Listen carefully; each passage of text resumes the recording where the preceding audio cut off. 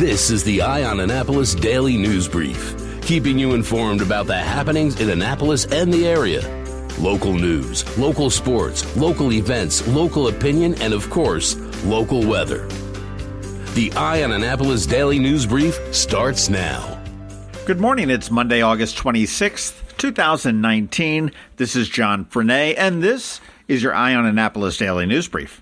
Sad news out of the Rhode River on Saturday. An adult male drowned after jumping off of a boat. According to the Anne Arundel County Fire Department, dive units were dispatched just before 3 p.m. for a possible drowning in the Rhode River near Cadle Creek. Witnesses do say that the man had jumped off a boat and not resurfaced. The Maryland Natural Resources Police, the Annapolis Fire Department, the Coast Guard, and the Maryland State Police helicopter all assisted in the search, and just after 4 p.m., crews did recover the body of a man who was pronounced deceased. The identity or an autopsy has not been performed. However, he has been transported to the Office of the Chief Medical Examiner in Baltimore. Late Friday afternoon, Ann Coltlitis, the Anne Arundel County State's Attorney, announced that Devin Peel, 27 of Glen, Burnie, had entered a plea of guilty to one count of first-degree murder for killing his uncle back in 2018. He was sentenced to life in prison, but they suspended all but 25 years of that life sentence, and that was done by Judge Glen Clavins. This stems from an August 15, 2018 incident in Glen Burnie where Peel was arguing with his uncle. The verbal argument escalated and he began to assault him by punching him, throwing a dumbbell at him, a vase, and a microwave oven, and then he overturned a refrigerator on top of the victim while he laid on the ground. His uncle was pronounced deceased at the scene, and Assistant State's Attorneys Terry Morris and Glenn Neubauer prosecuted that case. Now, my question is why are we seeing all of these pleas lately?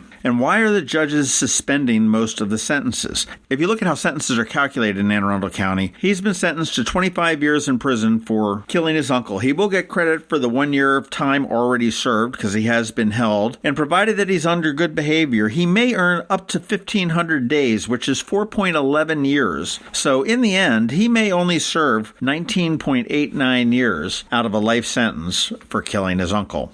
Hey, just a reminder for tonight at 6:30 p.m. at Crofton Middle School. Principal Catherine Fewherd will be holding a meeting at Crofton Middle School about Crofton Area High School. One of the big things that's coming out of that is that people who are in attendance will be able to vote on their preference for a school name. There will be a question and answer time as well, and she's going to discuss her vision for the school. That school is set to open up in September 2020, which is a year from now. And if you're interested in checking out the names that were submitted that you might have a chance to vote on, you can check them out at eyeonannapolis.net. Now, the Capitol is suggesting another name which was not submitted, but that of James J. Stoddard. They want to name it James J. Stoddard High School, and he was a serviceman from the area, attended Arundel High School, and he was killed in the line of duty in Afghanistan.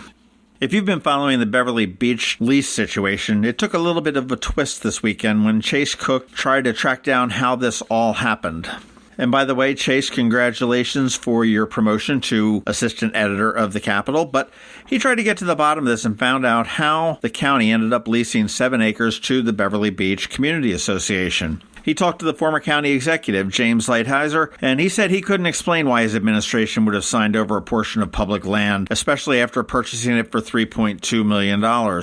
He did say that he didn't sign the lease, and that was done by Adrian Teal, who was his second in command. So they contacted Teal, who lives in Florida, and he said it wasn't unusual to sign dozens of documents within a week, and he couldn't remember anything about the Beverly Beach deal either. They also looked to former county councilwoman Virginia Claggett. She was the chairman of the council during that period, and she says, I don't remember that deal. My cynical guess is that at the time, there was a board member of the Beverly Beach Community Association who was very well connected with the Arundel Center in Annapolis.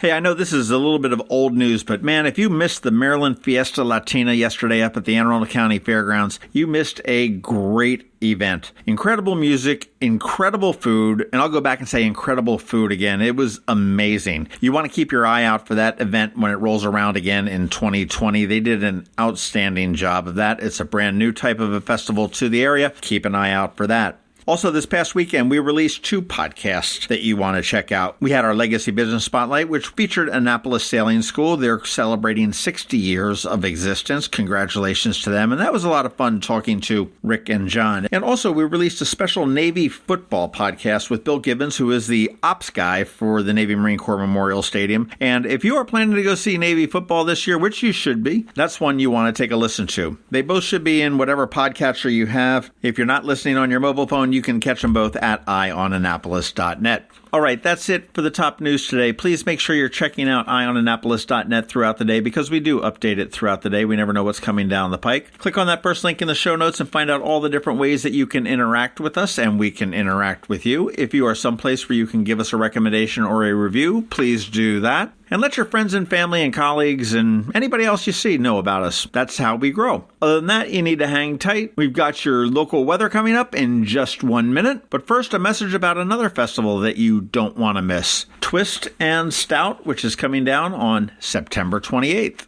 September 28th, the second annual Twist and Stout Festival at Quiet Waters Park along the shores of the South River.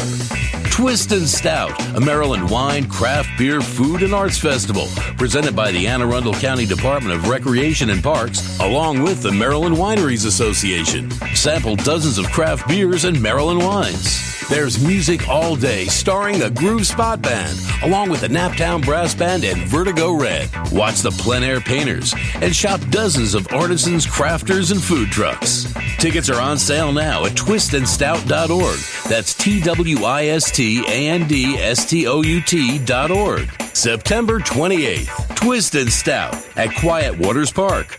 Noon till 6. Tickets at twistandstout.org. Going out? You need the most up-to-date local weather. Here's George Young from DMV Weather in Annapolis with today's forecast. Hey everyone, this is George with DMV Weather, and this is your Eye on Annapolis forecast for Monday, August 26th. After a spectacular weather weekend across the Annapolis region with sunshine and highs in the 70s, it'll be more of the same today with sunny skies and highs 75 to 80. Then tomorrow will bring more highs near 80, but with a small chance of showers followed by a greater likelihood of rain on Wednesday with highs in the 80s. Then after that, it's tons of sun and highs in the 80s Thursday through Sunday as we wrap up August and move into September. Okay, that's it for today. This is George Young of DMV Weather. Make it a great day out there. Be sure to get our free app on all of your devices by searching for DCMDVA Weather in the Apple or Google App Stores. And also follow us on Facebook and Twitter and on our website at dmvweather.com so you can always stay weather informed.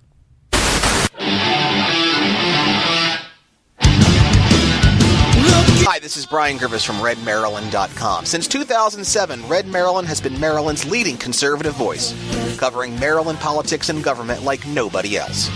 Our podcast network hosts Maryland's longest-running podcast covering state and local issues, providing insight and perspective you can't get anywhere else. Learn more about us and what we do by visiting RedMaryland.com. Subscribe to our podcast by searching Red Maryland on Apple Podcasts, Stitcher, or your favorite podcast app. Or watch our shows anytime on Facebook.com/RedMaryland or YouTube.com/RedMaryland. And be sure to learn more about our upcoming leadership conference in Annapolis at RedMarylandConference.com. You've been listening to the Eye on Annapolis Daily News Brief. Tell your friends and colleagues this is the podcast where you can keep up on the latest with what's going on in Annapolis. And also tell them about our website, eyeonannapolis.net, where you can find even more information. This podcast comes to you every Monday through Friday at 7 a.m., keeping you informed with the Eye on Annapolis Daily News Brief. And take a moment to listen to our other podcast, The Maryland Crabs, released every Thursday at noon.